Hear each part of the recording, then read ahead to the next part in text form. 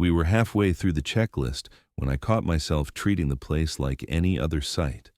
Same slow walk, same pen-scratching paper, same habit of letting my eyes drift to the corners while my hand stayed busy. The chapel was colder than it should have been for early fall, and the air had that dry, old wood smell you get in buildings that have been shut up too long. Our footsteps didn't echo the way they should have. They just landed and stopped, like the room didn't want to hold on to sound.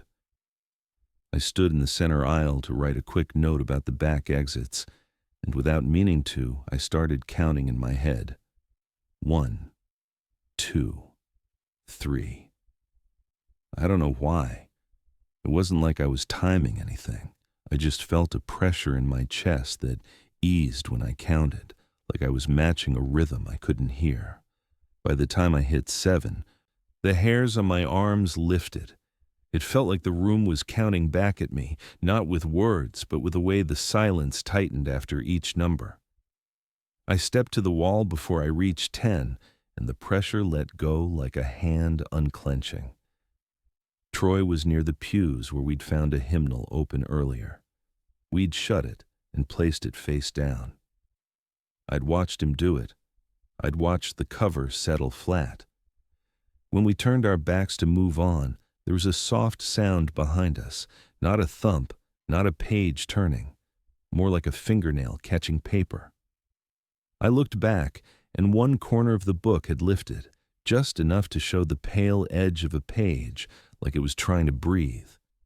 We moved into the side room off the hall to check the panel and the plumbing tags, and I asked Troy a question as I stepped through the doorway.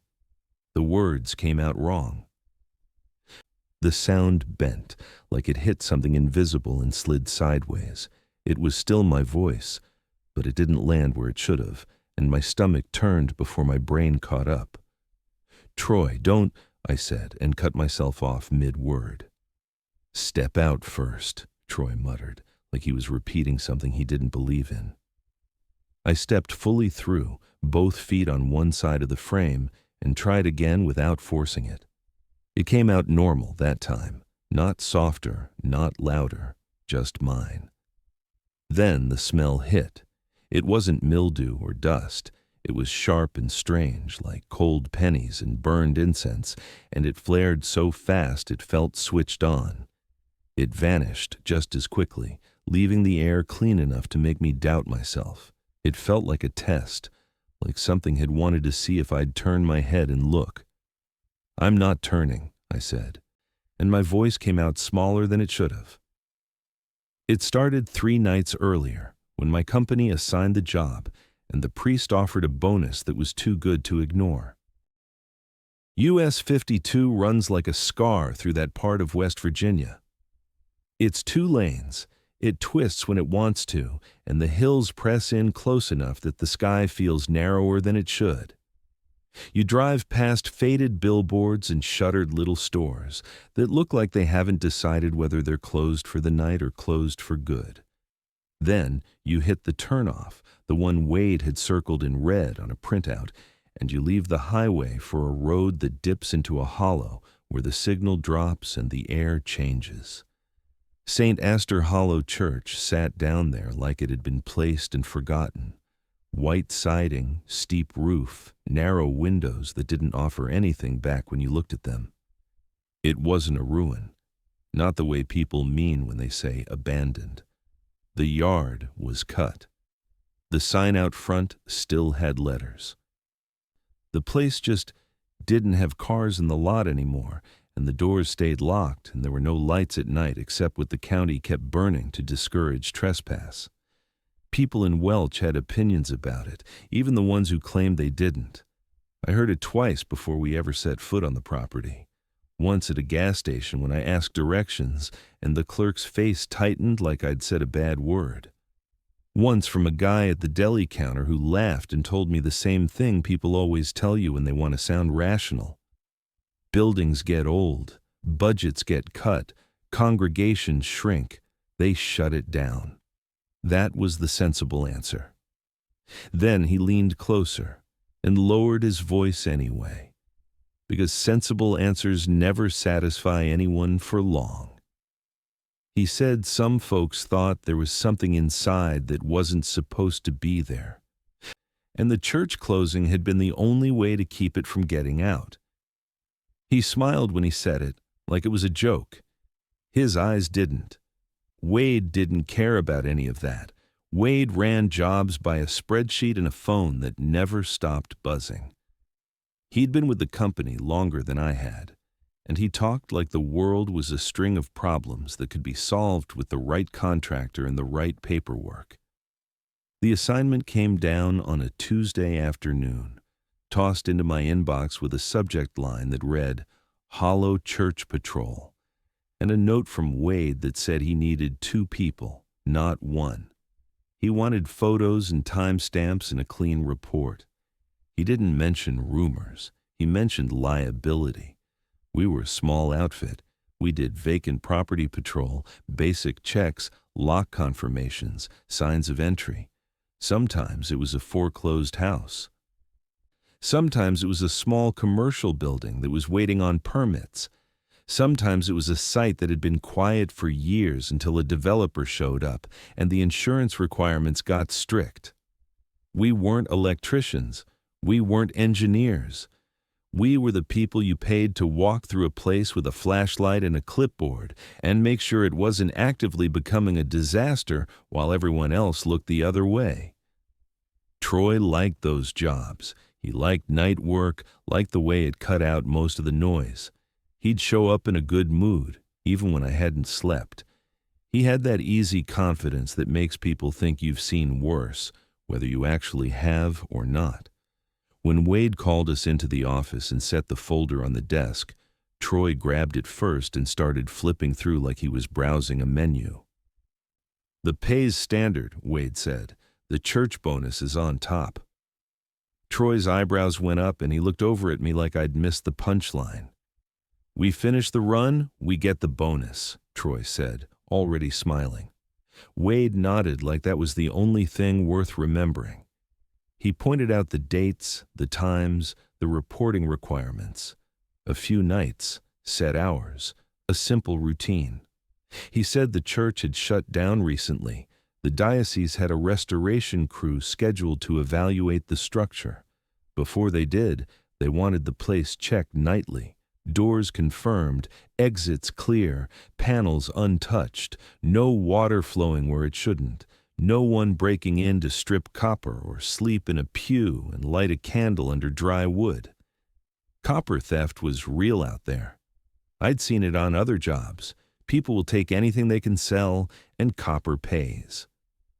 They'll cut pipes, pull wiring, rip out panels. They don't care what it does to a building. They care what it does for them. All it takes is one idiot with a torch, and you've got a fire in a hollow where the response time is 10 minutes longer than it should be. That was the pitch. Straightforward, boring, practical. It was the kind of work that lets you pay bills and keep your head down. Then Wade mentioned the bonus again, like he was seasoning the deal. He didn't say how much in that moment. He didn't have to.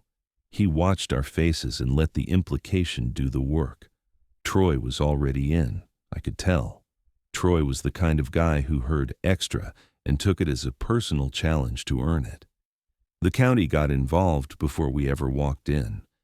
Hank Tolliver met us at a pull-off near the turn. He drove a white truck with the county seal on the door and a light bar that looked more for show than use.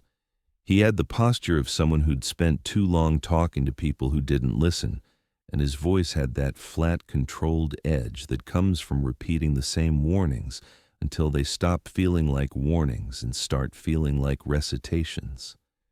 He didn't introduce himself like he expected us to care who he was. He introduced the problem: trespass, vandalism, theft, fire risk, liability. He said each word like it had its own file folder. "Don't make this a county problem," Tolliver warned, flat as paperwork. He meant, don't call in with panic, don't run your mouth to locals, don't turn a quiet property into a story that spreads. He also meant, do your job, keep the doors shut, keep the lights off. keep the place from becoming a magnet. Churches draw people even when they're closed, sometimes especially when they're closed. The church itself was a few minutes down the hollow road, and it came into view all at once when the trees broke. The lot was small, gravel and cracked asphalt, with a single utility pole light that made everything look orange and older than it was. The building stood a little back from the road, and there were no neighboring houses close enough to feel like help, just dark slopes and the shape of trees. Father Pike was already there when we arrived, waiting by the side entrance like he'd been standing in that spot for years.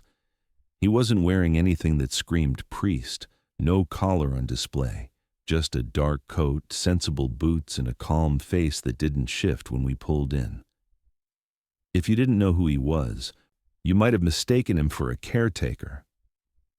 He looked at Troy first, then me, then the empty lot behind us, like he was checking for something that hadn't followed. He didn't shake hands. He didn't ask how our drive was. He didn't say thank you for helping the church. He went straight to the door and touched the knob like he was reminding it who had authority. Then he stepped back and pointed to the door with one finger, slow and deliberate.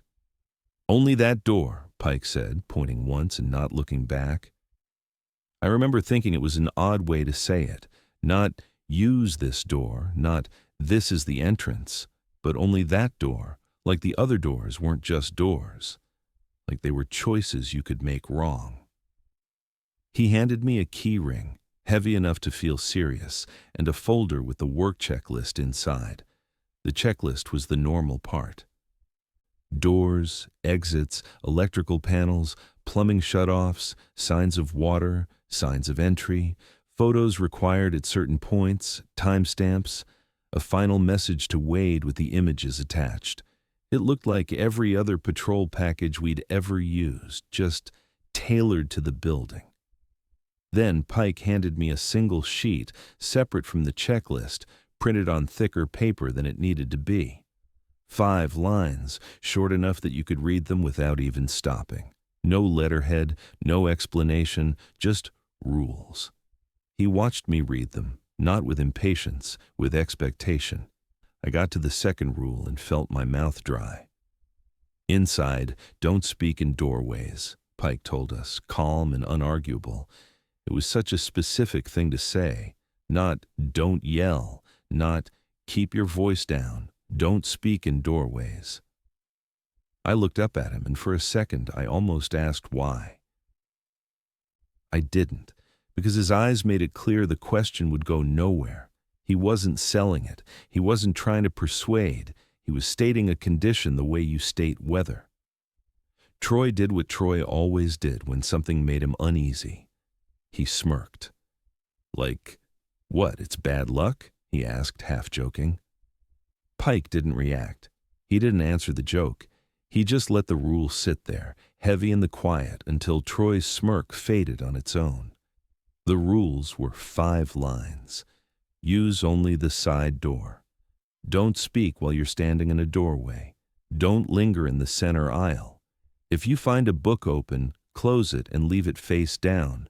If a smell hits that doesn't belong, don't turn around. When I finished, I held the paper out a little, like it might explain itself if I stared long enough. "If we find an open book?" I asked. "Close it."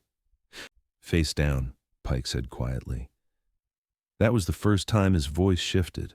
Not louder, not softer, just weighted.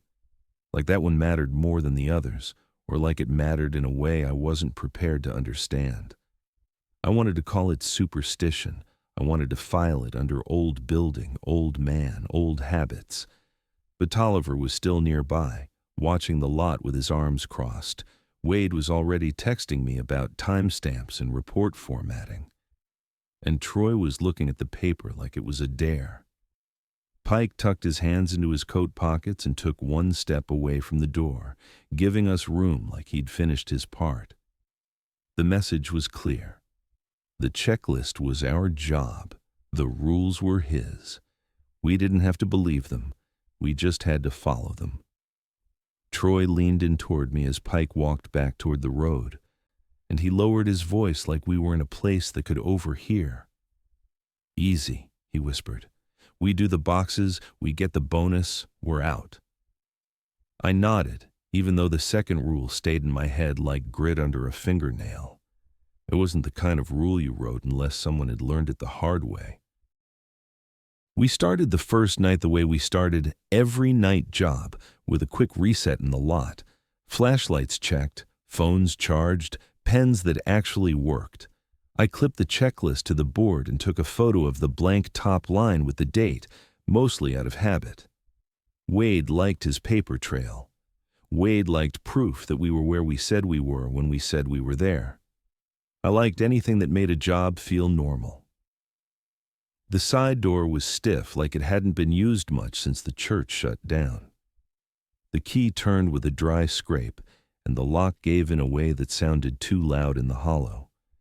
Inside, the air was cooler than outside, and older, like the building had been holding the same breath all day. I stepped fully through the doorway before I spoke, even though it felt ridiculous to police myself over a rule I didn't understand. The lights worked, technically. One hallway fixture buzzed with a weak yellow glow that made the paint look tired. Past that, the sanctuary was lit by a few dim ceiling cans that didn't reach the corners. The pews were rows of dark wood, polished by years of hands and knees, and then left to sit. High, narrow windows stared down at us like they were trying not to see. Troy moved like he belonged in places like this. He always did. He took the door checks without being asked, testing handles, pushing lightly at frames, making sure nothing had been pried. I took the interior checklist, the panel checks, the plumbing tags, and the photo requirements. It was division of labor we'd used 100 times. The only difference was the paper Pike had handed us. We worked systematically, room by room. Back exits first, because Wade always wanted exits confirmed early. The first push bar clicked clean, the door opened outward, and cold air slid in. No obstruction, no debris. I marked the box and took the required photo. The second exit was the same. Good. The building was sealed the way it was supposed to be sealed. Then we moved to the side rooms off the hall. One was a small office space with stacked folding chairs and a couple of filing cabinets left behind. Another was a storage room that smelled like cardboard and dust. I checked for signs of water under the ceiling tiles, ran my flashlight along the corners where leaks like to hide, and wrote short, practical notes. No active drip, no pooled water, no obvious mold. The kind of entry you can defend if someone asks later. Troy checked the doors that weren't on the main list. Closet doors. Utility doors. Anything that could be a hiding spot for someone who'd gotten in earlier and decided to wait. He didn't find anything, and he tried to act like that was disappointing. "This place is dead quiet," Troy muttered, trying to sound casual. It was. It shouldn't have been. Even empty buildings make noise. Pipes tick, wood creaks. You get that slow settling sound, especially when the temperature drops. In there, the quiet felt placed, like a lid. We were crossing the sanctuary to check the far side door near the front when I spotted it. A hymnal was open on a pew near the center aisle, not in a holder, not stacked with the others. Open like someone had set it down and stepped away for a moment, leaving it mid-thought. It didn't make sense in a building that was supposedly locked up and empty, and it didn't make sense that it was the only one. "Book," I said when I spotted the open pages. Troy slowed. He didn't reach for it, but he leaned closer, curiosity pulling him like a string. The pages were pale, clean enough that they stood out against the dark wood. The print was too small to read from where I stood, and I didn't try. I didn't want to give myself an excuse to break Pike's rule by accident. I walked over, kept my movements deliberate, and placed my palm on the cover. The book was cool to the touch, like it had been sitting open for a long time. I closed it without flipping through, without looking, and set it face down on the pew where it had been. No ceremony, just a simple action, like shutting a drawer. The change was immediate, not dramatic, not visual, but physical in the way a room feels when someone turns down the volume on a radio you hadn't realized was playing. The air eased. The tightness in my shoulders loosened by a fraction. It could have been my imagination, the power of suggestion, the fact that doing something clean and decisive makes your brain feel safer. But Troy noticed it too, because his posture shifted and he stopped leaning. We kept moving. The far side door was locked, the frame solid. No signs of tampering. I took the photo, checked the box. We moved on to the electrical panel in the side room Pike had pointed out. It was mounted on the wall behind a thin wooden door. The labels were old and faded. I opened it, scanned the breakers for anything tripped or scorched, checked for moisture or corrosion. Everything looked normal. I took the photo, closed it, latched it. Then I stepped back into the sanctuary to write the log entry for the panel and the exit checks. I stood in the center aisle because it was the flattest place to write. The pen moved across the paper. Date, time, condition. My handwriting was steady. And then the counting started again. 1, 2, 3. I didn't decide to do it. It just happened, like my brain was trying to hang on to a rhythm so it didn't drift. I wrote another line and felt a pressure settle behind my ribs, faint at first, then sharper, like the air had thickened. 4, 5, 6. The silence tightened with each number, not a sound, not an echo, just a sense of the room paying attention. My throat went dry. I could feel the hairs on my arms lifting again, and my skin prickled like static. 7, 8. 10 seconds, I said under my breath, and moved off the center line. I stepped to the wall, pressed my shoulder lightly against the paneling, and finished the log there. The pressure eased, the same way it had eased earlier, like something had been waiting for me to cross a mark and got bored when I didn't. I didn't look around the sanctuary. I didn't give the room the satisfaction of thinking it had changed my behavior. I kept writing until the box was filled. Troy was in the hallway when I finished, checking the last interior door on his side.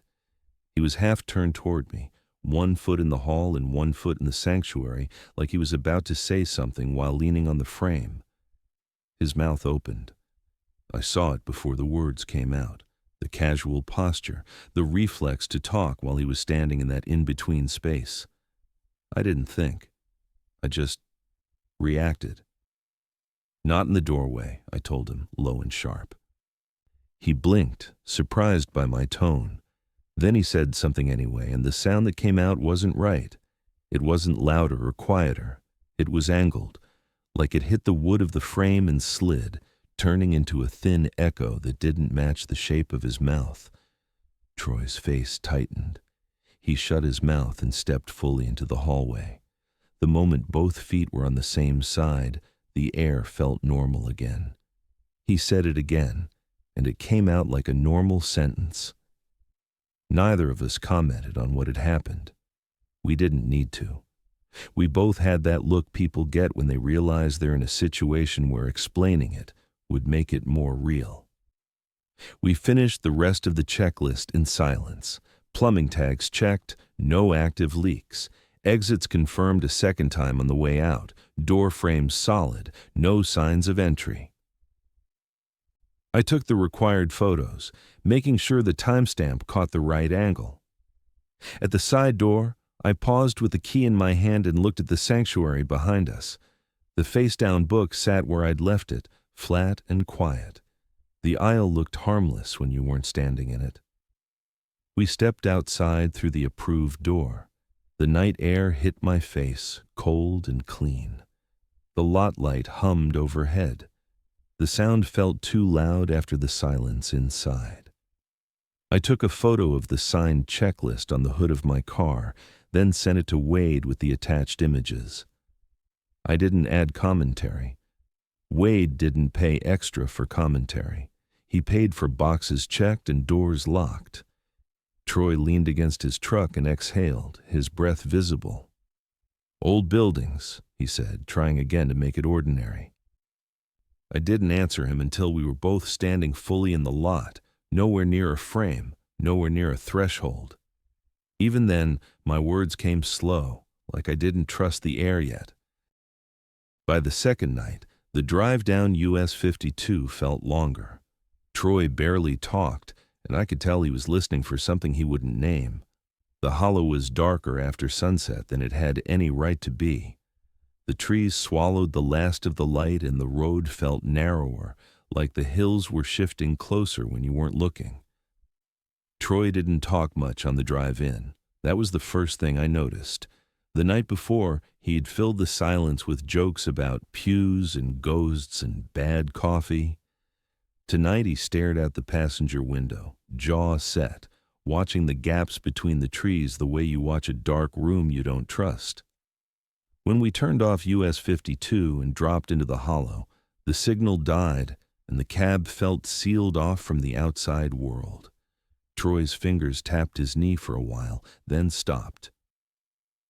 The lot light was doing its same buzzing flicker. The church sat there quiet and tidy and wrong. Nothing looked different in daylight or under that orange wash, and that almost made it worse. It meant whatever had happened the night before hadn't left a mess. It meant the place could keep itself looking normal. We did our reset again. Flashlights, pens, phone cameras. I didn't say it out loud, but I caught myself looking at the side door the way you look at a gate you've already been bitten by. That door wasn't just an entrance anymore.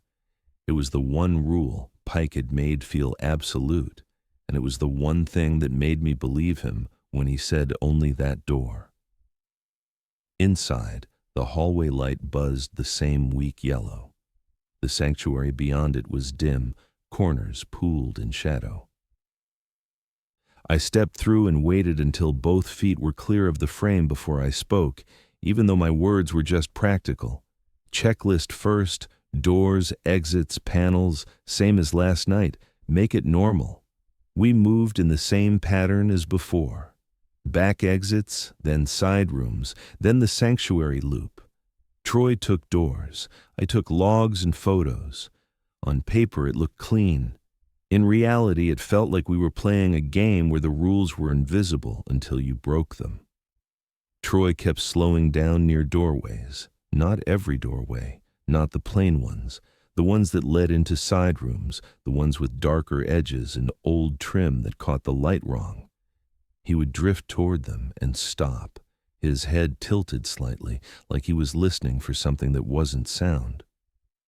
I'd say his name, softly, just to snap him back, and he'd blink and move again.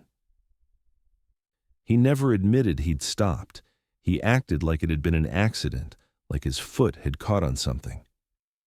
We checked the first exit, clear, photo, second exit, clear, photo. I marked the boxes and kept us moving. The less time we spent standing around, the better. That was my instinct, and it matched Pike's third rule, whether he meant it to or not. In the sanctuary, the hymnal from the night before was still face down where I'd left it.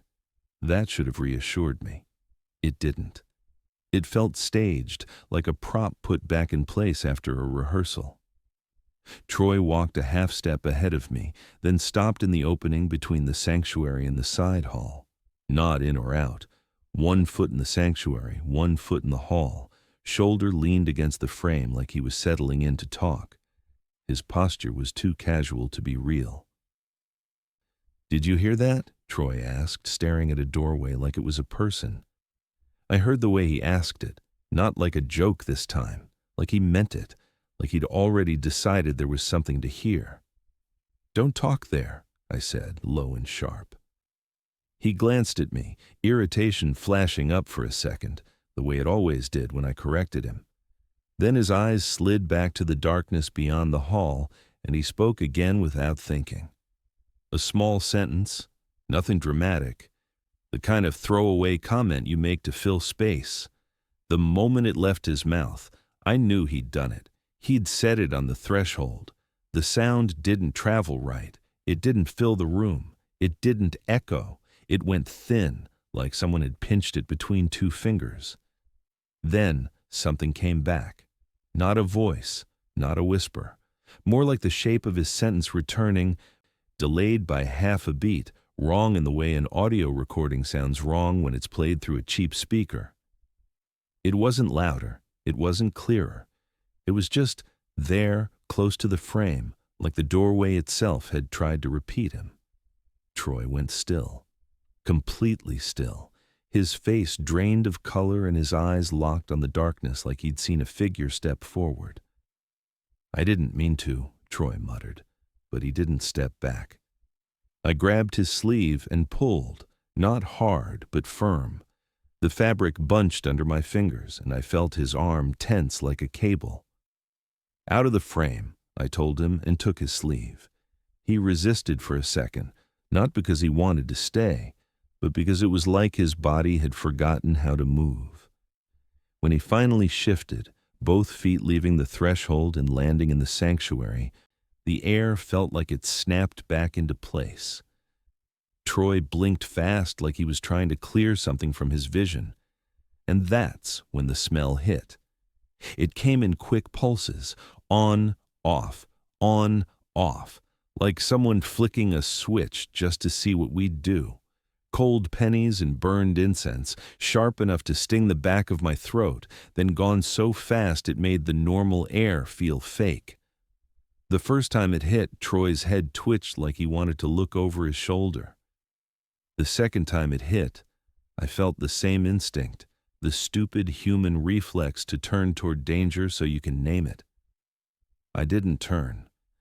I stared at the wall paneling and kept my eyes level, like I was refusing to acknowledge a person standing too close behind me. My hand stayed on Troy's sleeve. Troy swallowed, throat working. He tried to speak again, and the sound caught. "It answered," Troy said quietly, and that was when my stomach dropped. Because he wasn't talking about the smell. He wasn't talking about pipes or wood settling. He was talking about the reply. He'd heard it the same way I'd heard it, and he'd interpreted it the same way my gut had, even if my brain wanted to deny it. "Outside," I snapped. "Now." We moved, not running, not panicking, just moving with purpose. I kept us away from the frames. I kept us away from the aisle. I guided Troy like he was half asleep, steering him around the places that felt charged. We pushed through the sanctuary in a tight line and reached the side exit, the approved door, the only one that mattered. I turned the key with hands that felt steady until I saw the latch release. Then my fingers started to shake. The door opened outward, and cold night air rushed in. The smell vanished completely as soon as the gap appeared, like it had been waiting for that exact moment to stop. We stepped into the lot and didn't speak until we were clear of the building and the threshold in the shadow of the doorframe. The lot light buzzed overhead. Gravel crunched under our boots. The normal world felt loud and ugly. Troy leaned forward, hands on his knees, breathing hard like he'd run even though he hadn't. "I don't remember," he started, then stopped. I waited. I didn't push. Pushing made people invent details to satisfy you. I wanted what he actually had, not what his brain could fill in. He straightened and looked at me, eyes wide and unfocused. "I don't remember the storage room off the hall," he said finally. "I remember heading for it. Then I remember being back in the sanctuary." We hadn't even gone to that room yet, not on paper, not on my checklist. The route had been exits, hall, sanctuary, then side rooms. His memory had skipped forward and backward like someone had cut a strip of film and taped it wrong. I opened the clipboard and checked the timestamps on my photos. They were in order. Exits, then sanctuary, then the panel. No gaps big enough to explain what he was saying. No missing blocks of time. But Troy's face wasn't the face of a guy making something up for attention. It was the face of someone trying to grab onto a slippery fact and failing. We finished the shift because we had to. We went back in after a few minutes, careful and quiet, and we ran the remaining boxes like we were diffusing something. I kept Troy beside me. If he drifted toward a doorway, I guided him away with a hand on his elbow. If he started to speak near a frame, I stopped him with a look. We did the panel check, the plumbing tags, the last door confirmations. We closed the open hymnal we found in a different place than it had been earlier, and I set it face down without looking at the print. Nothing else happened that was as clear as the reply. No footsteps, no figures, no slammed doors, just small pressures, small shifts in the air that made my skin prickle and made Troy's gaze keep sliding back to the frames. When we finally locked the side door behind us and stepped into the lot for the last time that night, Troy didn't joke. He didn't call it an old building. He didn't try to laugh it off. He just stood under the buzzing light, staring at the side entrance like it might open again on its own. And I had the steady, sick certainty that whatever had answered him on that threshold had learned his voice. One more night shouldn't have mattered. That's what I kept telling myself the morning after the second shift, sitting at my kitchen table with the checklist photos open on my phone. The images looked normal. Exit bars, door frames, a breaker panel with clean rows. The kind of proof that makes a job feel simple, even when your body is still acting like you barely escaped something. I hadn't slept much. I'd tried, but every time I started to drift, I'd snap awake with the sense that I was standing half in, half out of a room, caught on a line I couldn't see. I got up before sunrise and made coffee that tasted like burnt pennies, which didn't help. I checked my phone for messages from Wade. Nothing at first. Then, late morning, a short text that told me to come by the office. Troy was already there when I arrived. He looked put together in a way that didn't match the night before. Clean shirt, shaved, posture squared. If I didn't know him, I might have believed he was fine. But I did know him. I saw the small things. The way his eyes kept sliding to the door whenever someone walked by outside. The way he held his jaw tight like he was afraid the wrong word would slip out. The way he kept rubbing the pad of his thumbs against the side of his index finger, over and over like he was trying to erase a sensation. Wade had the folder open on his desk, papers spread out like he was staging evidence for a trial. He didn't ask if we were okay. He didn't ask what we saw. He asked about completion, photos, timestamps, whether we'd hit every box and attached every required image.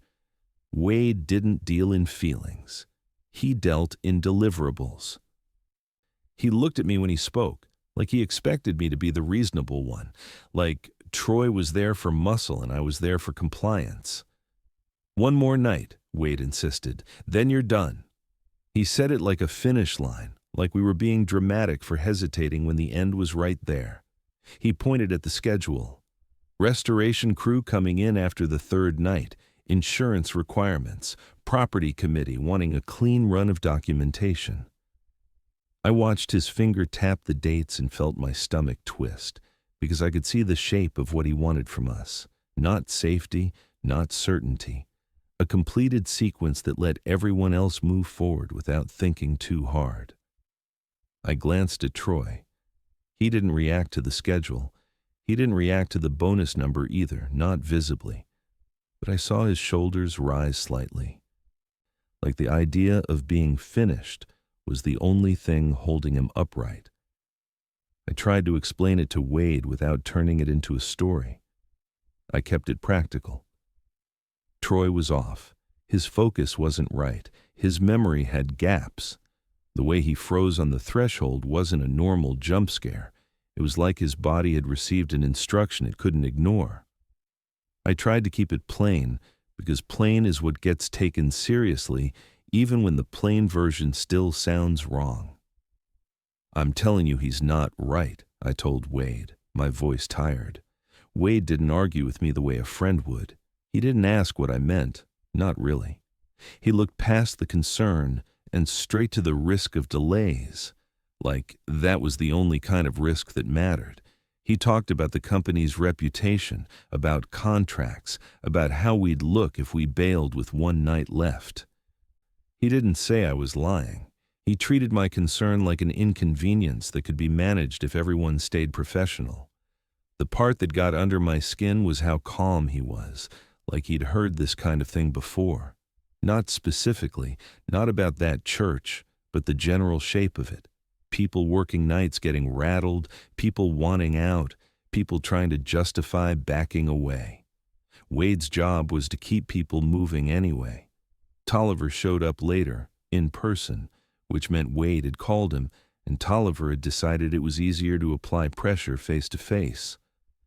Tolliver came into the office like he owned the air, stood near the door, and let his presence do half the work. He didn't shout. He didn't threaten. He laid out consequences the way you lay out a route on a map. You walk now. The next call comes from my office, Tolliver said evenly. I believed him, not because he sounded scary, but because he sounded certain. County offices run on certainty. If he decided this became an official matter, it would pull in the diocese, then contractors, then permits, then questions nobody wanted asked. And if questions got asked, someone would look for the easiest place to pin the disruption. That would be us. Not the building, not the hollow.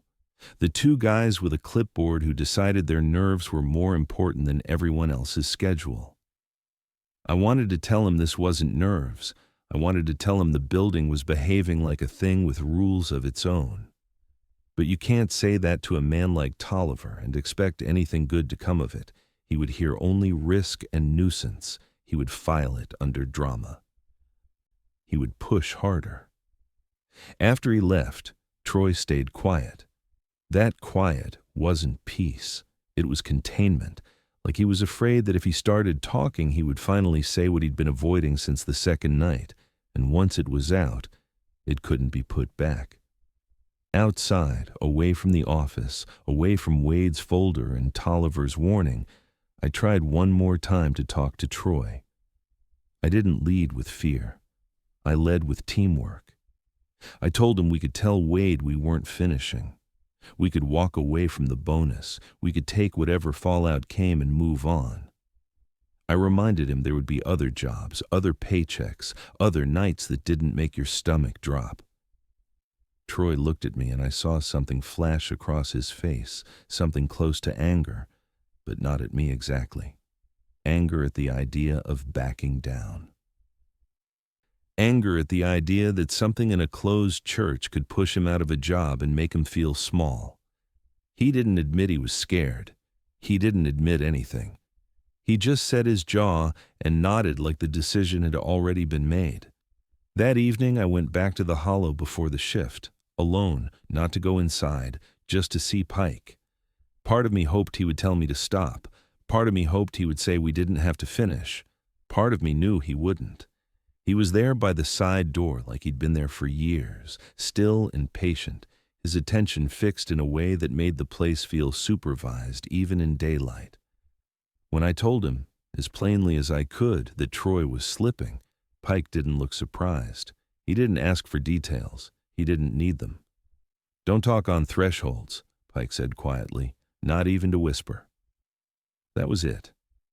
No explanation, no comfort, no promise. Just a warning that sounded less like advice and more like a boundary someone had learned to respect.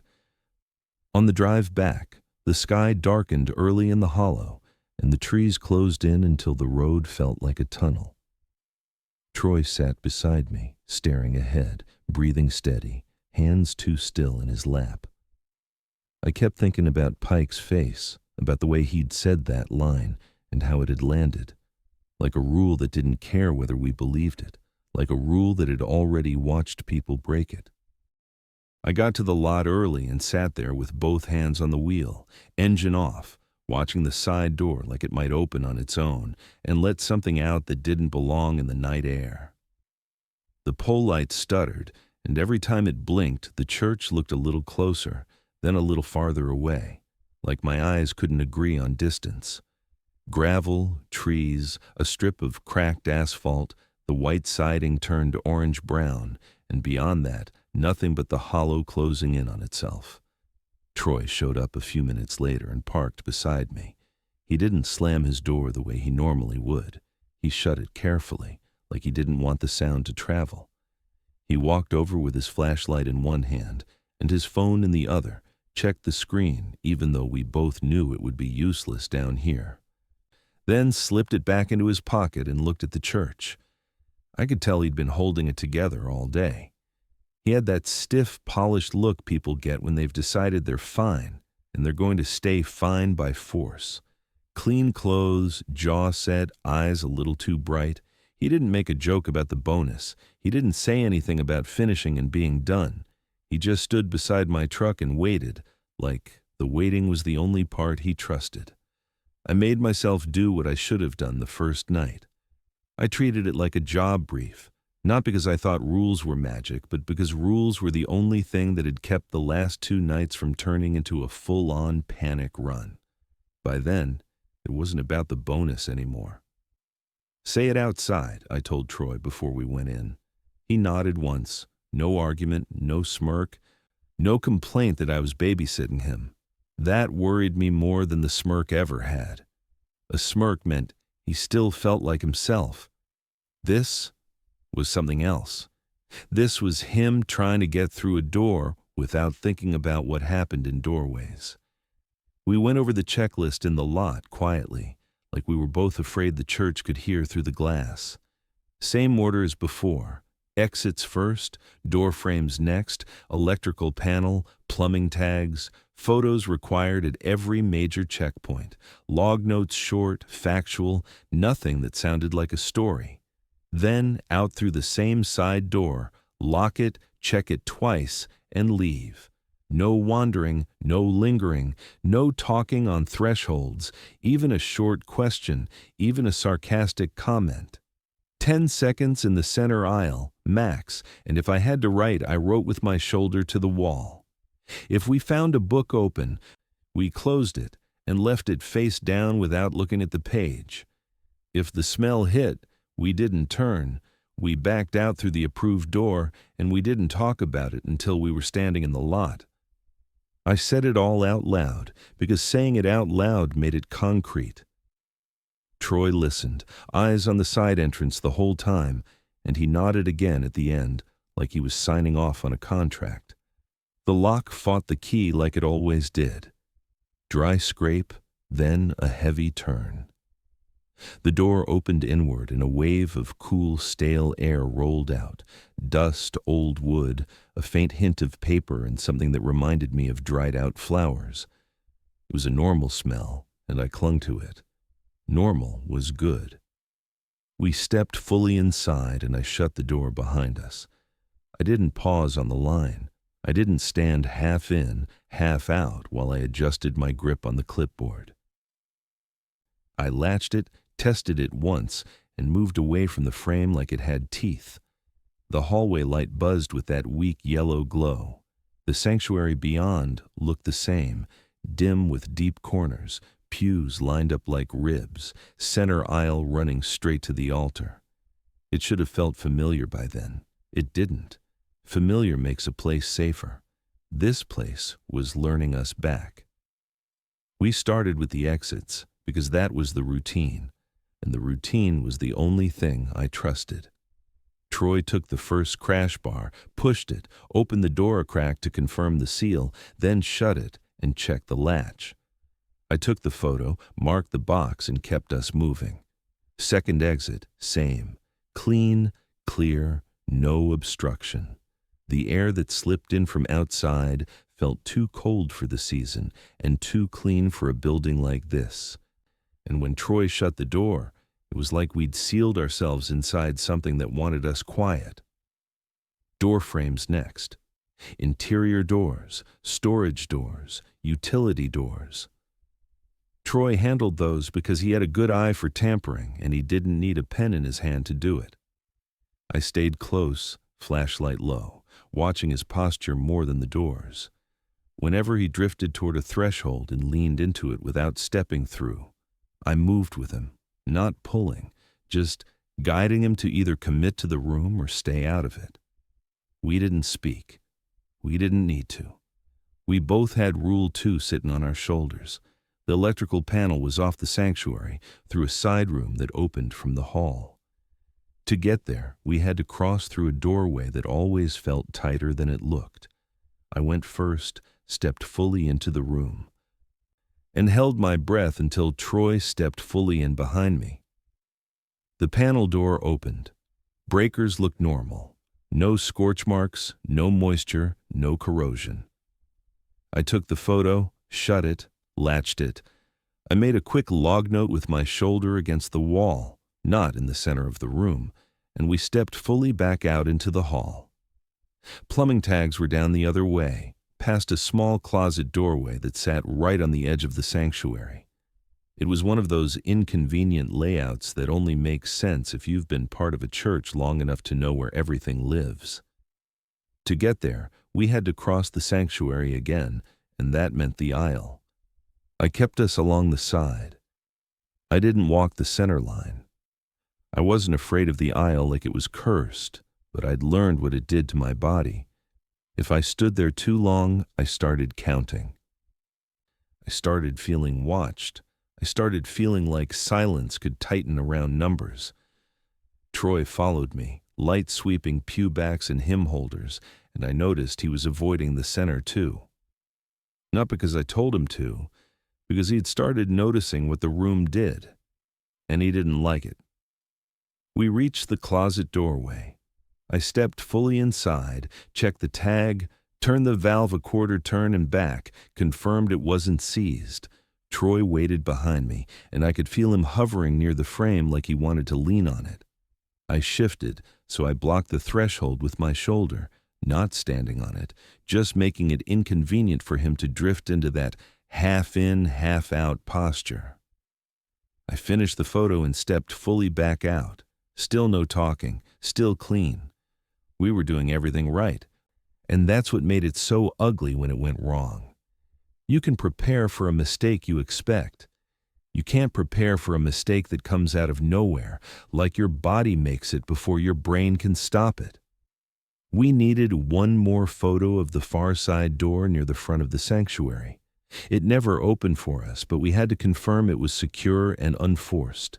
It was a simple walk, maybe 30 feet, but the path took us past a side room doorway on the left, one I hadn't paid much attention to the first 2 nights because it stayed closed and flush and ordinary. Tonight it wasn't flush. The door sat cracked open a few inches, not wide enough to show much, just enough for darkness to spill out in a thin wedge. The sight hit me like a cold finger on the back of my neck. Doors don't open themselves, not like that. Wood swells, latches loosen, sure, but not like a polite invitation. Troy stopped. His light locked onto the gap and held there. His shoulders dropped a fraction, like he'd been waiting for a cue and finally got one. I said his name inside my head, not out loud, because I didn't trust sound in that part of the room. I stepped toward him and touched his sleeve. He moved, not away from the doorway, but toward it. One slow step, then another, like he decided the door wasn't a problem. It was a question that needed answering. He planted one foot in the sanctuary and let the other drift onto the threshold, half in, half out. My heart kicked hard once, like my body recognized the shape of the mistake before I did. Not there, I barked when he stopped on the threshold. He didn't look at me. He stared into the narrow slice of dark like he could see something I couldn't. His face was calm in a way that made my stomach turn. Calm is what you look like when you're sure of something. He drew a breath, and I could tell he was going to speak. Not because he wanted to break a rule, because he was trying to force normal back into the moment by making a sound, any sound, a word to prove he was still in charge. "I just need 1 second," Troy snapped, half in and half out. The second the sentence left him, the air shifted. It wasn't a wind. It wasn't a temperature drop. It was like the room's attention snapped onto him. The sanctuary went quieter, not just silent, but hollow, like the sound had been pulled out of the air and set somewhere else. My own breathing sounded distant. The light in my headlamp didn't seem weaker, but the darkness around it seemed thicker, as if the beam couldn't bite into it the way it had a moment earlier. Space deepened. The distance to the far wall felt longer. The aisle felt stretched. The doorway Troy stood on didn't look like a simple entrance into a side room anymore. It looked like the mouth of a corridor that kept going, even though my rational brain knew the building footprint didn't allow it. The other doorways along the sanctuary walls changed too. I couldn't have explained it to anyone, not in a way that would sound sane, but I felt it. They had weight, gravity, like if you got close enough, they'd pull you in with a gentle, steady force that didn't care what you wanted. Troy stepped fully through. He didn't jerk. He didn't stumble. He didn't flinch as if something grabbed him. He walked like he'd been asked, like he'd been given directions and decided to follow them. I lunged and grabbed his sleeve, hard enough that the fabric bit into my fingers. "Move," I said, grabbing his sleeve hard enough to hurt. For a second, I thought I had him. His arm tightened under my grip, his shoulders shifted back, his head turned a fraction, and his eyes met mine. And I saw the Troy I knew in there, thin and startled and angry to be caught. Then his gaze slid past me to the doorway frames down the wall, and the thin piece of him that was still human went quiet. He pulled forward, not with strength, but with certainty, like my hand was a minor inconvenience. He walked into the side room. I followed, because leaving him alone in that darkness wasn't an option I could live with. The side room was cramped, a narrow table, a shelf, some old boxes, a stale paper smell.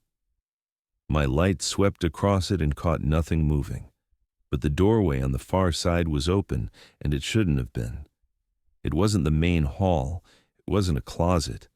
It was a second threshold leading into another stretch of dark. Troy crossed it. He didn't pause. He didn't look around. He didn't check anything. He just followed the chain, doorway to doorway, like he was being walked through an exhibit. I stayed on him, gripping his sleeve, forcing him fully across each threshold. I didn't let my body hover on the line. I didn't stop in a frame. I pulled him out of the in-between spaces like those spaces were traps. We moved fast, not running, because running would put us in the center of the aisle, in the center of the hall, in the center of whatever line the building seemed to love. I kept us to walls. I kept my shoulder-brushing paneling. I treated open space like water I didn't trust. The corridor beyond the side rooms was narrow and colder, a strip behind the sanctuary that I hadn't noticed clearly on the first 2 nights.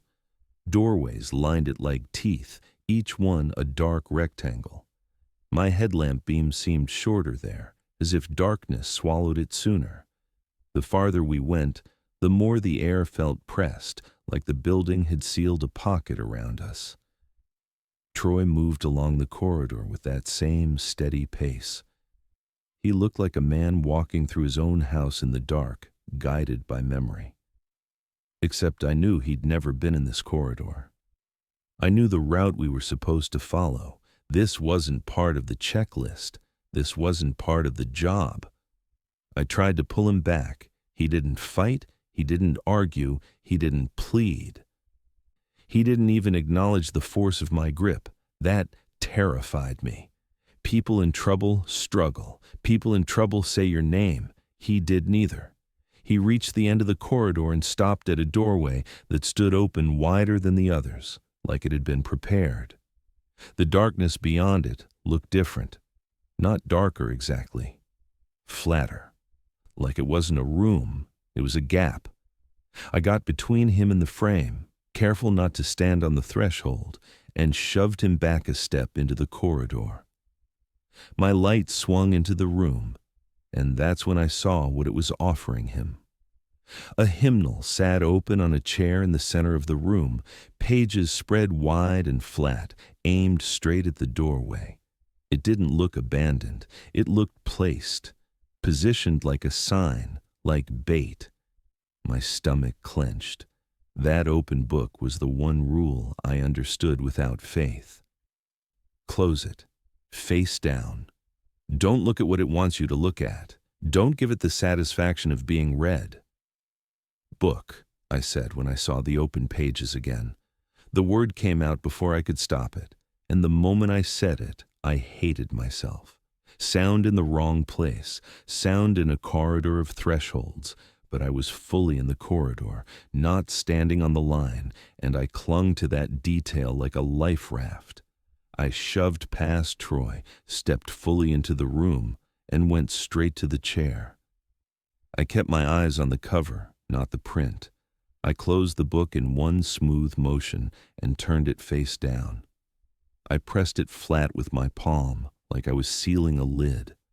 The room loosened a fraction, the same way it had loosened on the first night.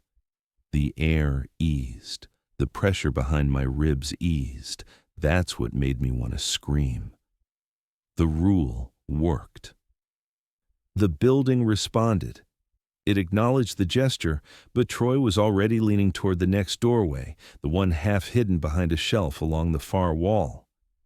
I hadn't seen it at first, because my attention had locked onto the book, and I understood then why the book was there. It wasn't the end. It was a marker. I spun and grabbed Troy's arm again, pulling him back into the room, fully away from that second frame. My grip was brutal. I didn't care. I needed him on my side of the wall. I needed him under my light. I needed him in a space that still felt like our world. His eyes met mine for a second, and there was no fear in them. There was only attention, like he was listening to an instruction I couldn't hear. Then the smell hit. It snapped on so fast it felt like a hand clamped over my nose and shoved pennies and burnt incense into my throat. Sharp, metallic, sour at the edges. It didn't drift. It didn't build. It just appeared. My neck muscles tightened with the reflex to turn, to locate, to see what was behind me. Don't turn, I told myself as the smell hit. The smell flickered off for a half beat, then on again. On, off, on, like something was testing how long I could keep my head facing forward, like it wanted one small weakness, one glance, one acknowledgement. Behind me, the room felt occupied, not a figure I could see, a presence close enough that my skin prickled. The urge to look was physical, like a tug at the base of my skull. My grip on Troy weakened without my permission. My hand went numb. My fingers slid on his sleeve like the fabric had turned slick. Troy stepped away from me, not rushing, not yanking. He moved with the calm certainty of someone walking toward a door they've been told is open. He crossed the second threshold, and the darkness took him cleanly, like he stepped behind a curtain. I took one step toward him before my brain caught up and slammed the brakes.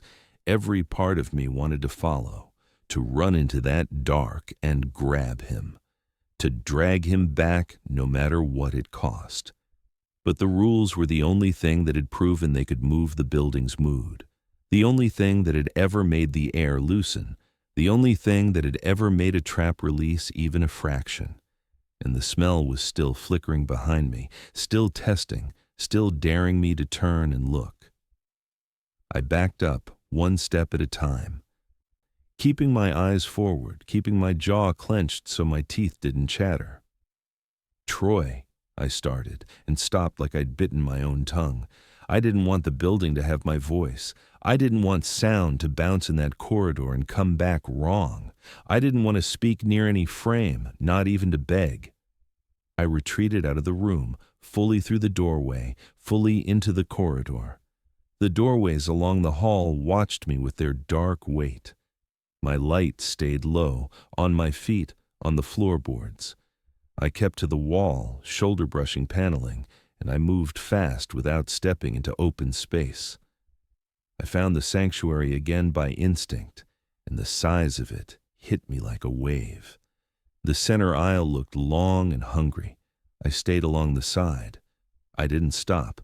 I didn't look toward the cracked door that had started it. I kept moving in a straight line toward the one approved exit, the side door Pike had pointed at, the only door that still felt like it belonged to the outside world. The smell hit again behind me, close and sharp, and my throat tightened. The reflex to turn almost won.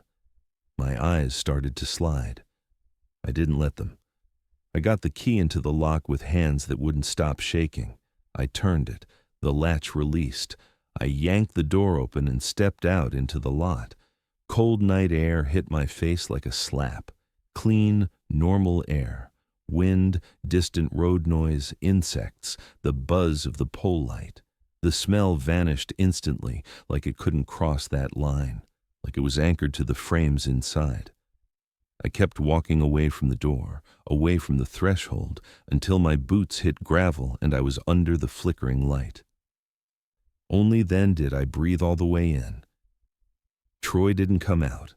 I stared at the side door, waiting for it to open, waiting for him to stumble through and curse and tell me to stop looking at him like that, waiting for the world to snap back into normal. Nothing moved. The church stayed quiet. The window stayed black. The hollow held its breath. And I stood there under the buzzing light, sick with the understanding that whatever had led him through those doorways had done it with patience, with certainty, like it had been waiting for the exact moment he spoke half in and half out of a frame. I drove until I found enough signal to make a call without the line breaking apart. I don't remember the exact road. I remember headlights cutting through the trees, the hollow falling away behind me, and my hands locked on the wheel so tight my fingers hurt. I kept replaying the last clean moment when Troy was still in the same room as me, still under my light.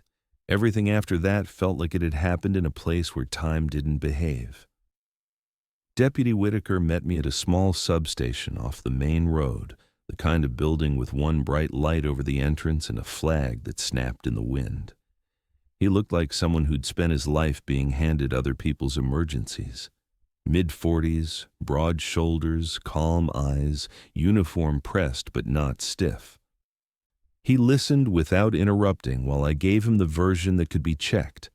Time we arrived, time we entered, the approved door, the order we ran the checklist, the fact that we never used any other exit, the fact that the doors were secure when we started and still secure when I left, the fact that Troy went into a side room and did not come back out. I didn't talk about gravity in doorways. I didn't talk about sound getting pulled out of the air. I didn't talk about the smell flickering like a test. I stuck to the bones. He vanished from a locked building while I was inside it with him. That alone should have been enough to sound insane. He didn't walk out, I told Whitaker, keeping it plain. Whitaker stared at me for a long moment like he was deciding whether I was lying, confused, or out of my mind. Then he nodded once, slow, and asked for the address. We drove back together, his cruiser behind my truck, lights off. When we turned back into the hollow, the signal died again, and I felt my throat tighten the way it had inside the church. The lot light washed the gravel in dull orange. The building sat there quiet and closed, exactly the way it had when I left it. The side door was shut. The windows were black, no movement, no sound. It looked like it was waiting for us to do something wrong.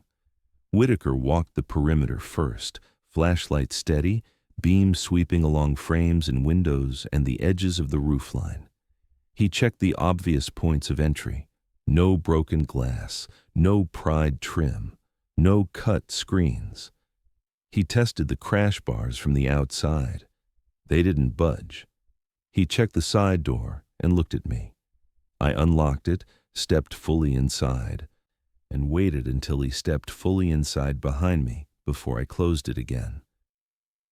I didn't explain why. I didn't want to sound like I believed in anything that couldn't be written on a report. The hallway light buzzed. The air was cold and stale. Whitaker's flashlight moved in controlled arcs, the way a man searches when he expects to find something that makes sense. A person hiding. A panicked guy curled up in a corner. A drunk kid asleep on a pew. His body language said he expected human problems. That gave me a brief, stupid hope. We moved through the checklist route because that was what I had. Exits, side rooms, sanctuary. Every step we took, I waited for the building to change, state the way it had with Troy. It didn't. It stayed quiet. It stayed dead. In the sanctuary, Whitaker stopped in the center aisle without thinking. He stood there longer than 10 seconds because he didn't know any better. Nothing happened to him. The building didn't punish him for it.